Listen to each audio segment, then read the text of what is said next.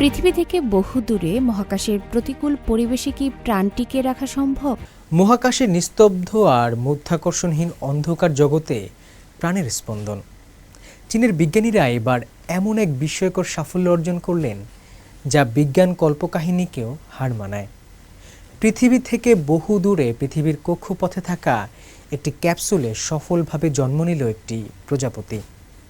চংছেং ইউনিভার্সিটির গবেষকদের এই অভাবনীয় সাফল্য মহাকাশের প্রতিকূল পরিবেশে প্রাণের টিকে থাকার রহস্য উন্মোচনের পথে এক নতুন দিগন্ত খুলে দিল। পৃথিবী থেকে বহু দূরে মহাকাশের প্রতিকূল পরিবেশে কি প্রাণ টিকিয়ে রাখা সম্ভব? এই চিরন্তন প্রশ্নের উত্তর খুঁজতে গিয়ে অভাবনীয় এক সাফল্য পেয়েছেন চীনের বিজ্ঞানীরা। প্রথমবারের মতো মহাকাশের মাইক্রোগ্র্যাভিটি পরিবেশে একটি পিউপা থেকে জন্ম নিয়েছে পূর্ণাঙ্গ প্রজাপতি। অন্ধকার শীতল মহাকাশ, যেখানে নেই পৃথিবীর মতো মাধ্যাকর্ষণ শক্তি, এমন বৈরী পরিবেশে প্রাণের বিকাশ কি আদৌ সম্ভব?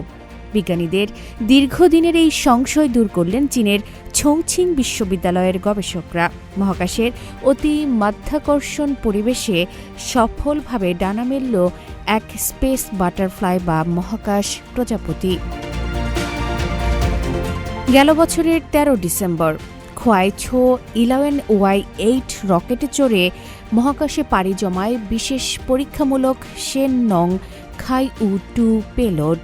মাত্র ৮.৩ কেজি ওজনের এই ছোট্ট ক্যাপসুলটি ছিল প্রজাপতিদের জন্য তৈরি এক মিনি পৃথিবী, যার ভেতর প্রাণের অস্তিত্ব টিকিয়ে রাখতে রাখা হয়েছিল মাটি, পানি, প্রয়োজনীয় অণুজীব আর একটি মরিচ গাছ।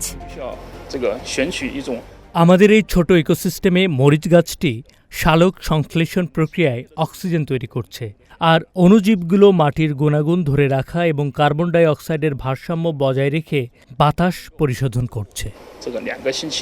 মহাকাশ যাত্রার তীব্র কম্পন আর দীর্ঘ অন্ধকার সহ্য করতে পারে এমন সক্ষমতা বিবেচনা করেই বাছাই করা হয়েছিল সোয়ালো টেইল প্রজাতির প্রজাপতি।